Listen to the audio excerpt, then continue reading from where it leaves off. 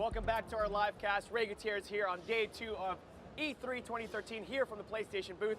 What an amazing day so far. I'm joined by this fine gentleman. We match. We totally did that on purpose. Steven Sinclair, creative director of Warframe. Dude, how does it feel?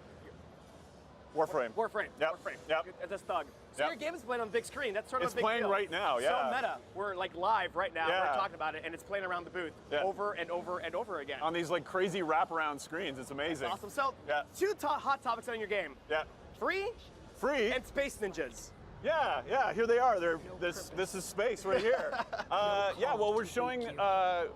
It's awesome. Like 3 months ago, Sony came to us and said, "What would you think about bringing Warframe, which is currently in a PC beta? Right. What would you think about bringing Warframe to the PlayStation 4?" And we said, "Well, you better send us some dev kits." And they did, and the team did amazing work. And here we are, 3 months later, in Sony's booth. You're welcome.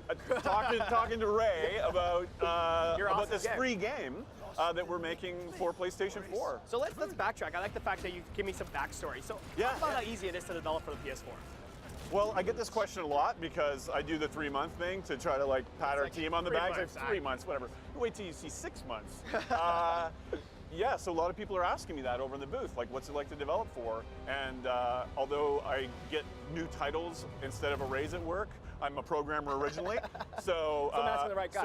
So it's a dream to work for. Actually, awesome. It's absolutely incredible, and you know I can't wait because once I go back to Ontario, we're going to thread some more things, and what we really want to do is take our 1080p and lock it at 60 and just have an amazing Ninja experience. Ninja experience. So now that you're on the show floor with us and other developers, do you kind of like stand back and look and be like, that looks great, I got to use that in our game? Oh, like do I steal ideas from people? Yes. Oh yeah, absolutely. I go around with like my little app and take little secret screenshots, and you know it's interesting because I think we're one of the few games where we're trying to look really iconic, next gen and really high end. But this is an independent game for us. That's awesome. And we I hear on these parts that PS4 is the independent console. I'm just saying, it's the console to develop for every new title. Completely agree. And I think that was what really excited us 3 months ago, is like the willingness to say, well, you guys don't have a publisher, you're funding this on your own. The players who are playing the PC beta right now have funded the game and the updates that we've done, and they're allowing us to grow the game almost like in a Kickstarter fashion. Awesome. So it's really like an honor and a pleasure to be here showing our Ninja game amongst all the crazy, amazing high-end stuff that I've been seeing. That's like awesome. Infamous, holy crap. Holy crap. So let's talk about some of this B-roll. Oh yeah, okay, all right. This looks fascinating. Speaking of stealing ideas, this looks a lot like Mass Effect with ninjas, which is a great thing. Yeah, right, cool, yes, right. Well, this is a game idea that we actually tried to do at the beginning of last gen, which we used to call next gen for too long, and this is next gen. I think next gen is next now. Okay, so we're next now? Now we're next gen. So this is a game that we had this crazy idea to do like a Canadian manga sci-fi game, right? Canadian manga sci-fi. That makes no sense at all. Thanks for getting that right. So we had this idea, and we went around and we did the typical thing. We were looking for a publisher, and they looked at it and went, "Whoa, you know, World War II games are kind of hot right now. Can you maybe set this in a more contemporary setting?" So this was an idea that was a passion project for us that we put on the shelf. And as you can see, it's a very sort of like a very distinct style. It's kind of this like mix of Japanese influences, and it has almost an ancient feel at times. All these crazy powers that you have. And if you want to brag, this is all in-game right now. This is all in-game right now. Go ahead, brag. I want you to brag. In-game, blocking with a sword. Yeah, our players are like, okay, so can we actually block lasers with swords? Yep, absolutely we can. Awesome. But to actually tell you about how the gameplay works, it is kind of, in some ways, a throwback to Phantasy Star Online. It has that ME3 co-op vibe.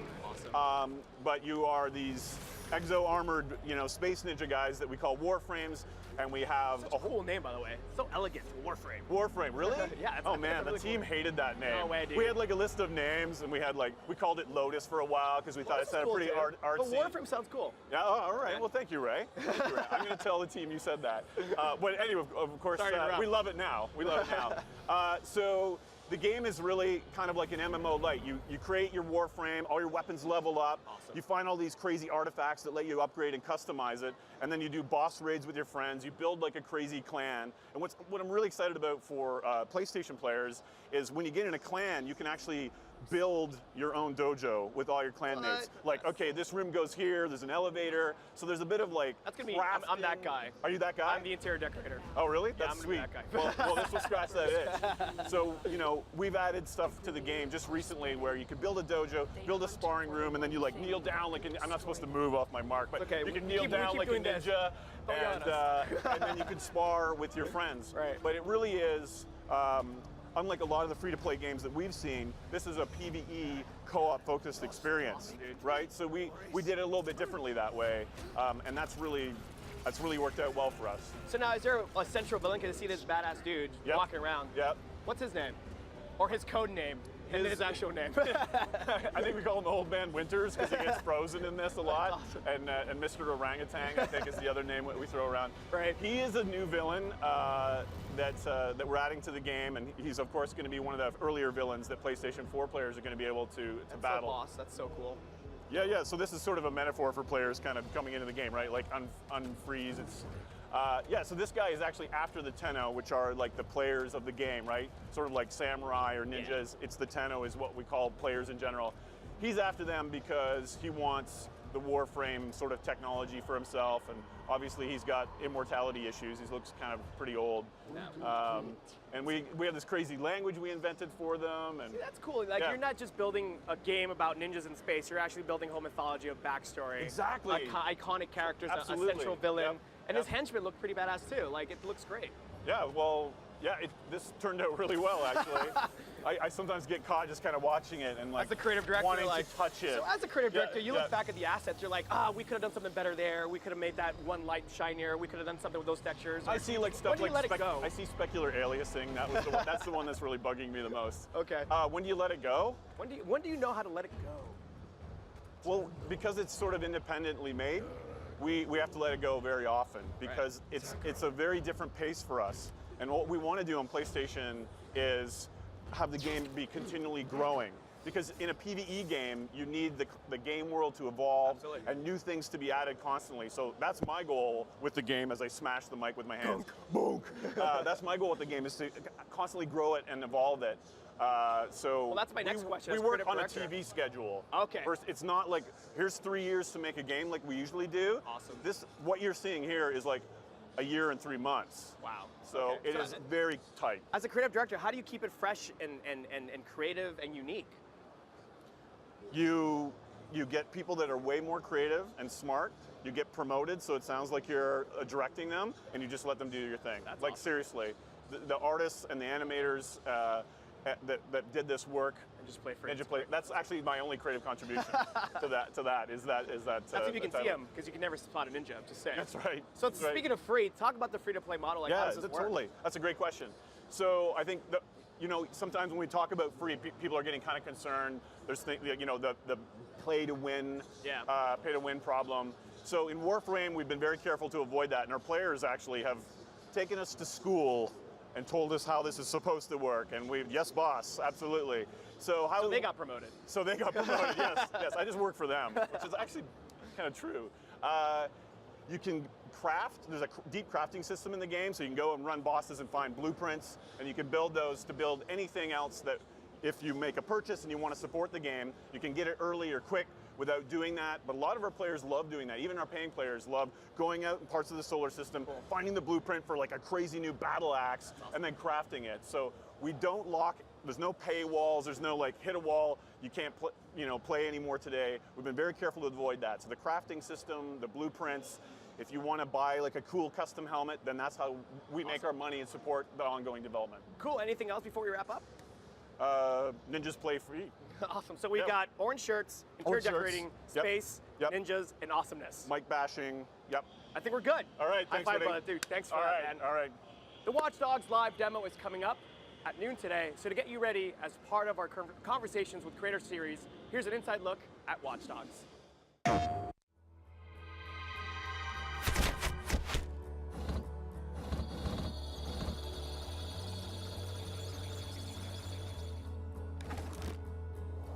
We wanted to have a big world for Watch Dogs, and it is. I mean, you can drive a very fast vehicle and cross the city, and we wanted to keep all the details and all the density of the city as you crossed it, and at 200 miles an hour. But more importantly, we wanted to have a deep city. We wanted depth. We wanted a lot of density. If you go in any street corner in Chicago or in a major city, there's a lot of things happening around you, and we want to preserve all of that within Watch Dogs. Make sure that the city reacts to everything you're doing, and that we preserve that detail that is so unique to a modern city in North America. So at the heart, it's the same game's vision, right? We're starting from a vision, and then Disrupt is a very scalable technology, very scalable game engine. So what we're doing is we're preserving the game experience, but if you play Watch Dogs on the PlayStation 4, we want to make sure that we use all of the console's capability.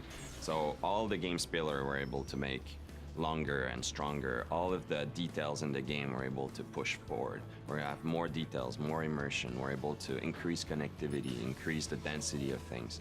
So it's the same game experience, but basically magnified on the PlayStation 4.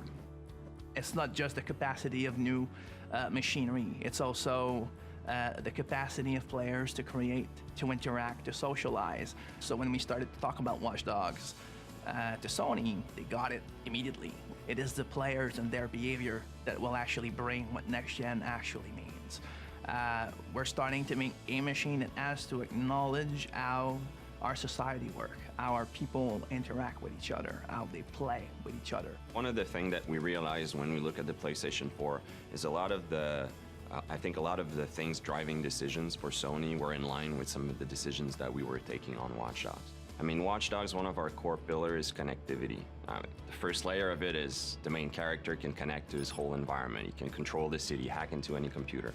But the game itself, we're applying it to the game. So the game is connected in many ways. So we want the player to be able to connect to Watch Dogs even through his mobile, be able to play directly with people who are on their console, who are on their PlayStation 4, even if he's on the bus.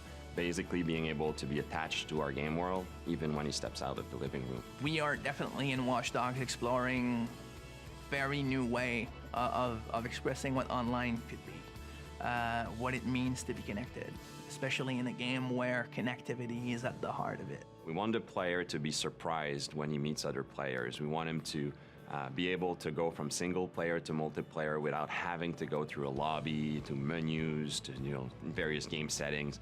We want things to be natural. We want him to go to breach the wall between single player and multiplayer, if you want. I like to say that the best moments in Watch Dogs, the player is going to create them, and those are the moments we want him to go. When he goes to the office or at school the day afterwards. We want him to talk about it with his friends, right? Well, now if we're able to share a clip of that, it's even more concrete. It's your clip. You created that wow moment, and you can share a video of it. I feel like games are there to enable people to create, to think, to wonder. It's a lot more than just pressing buttons.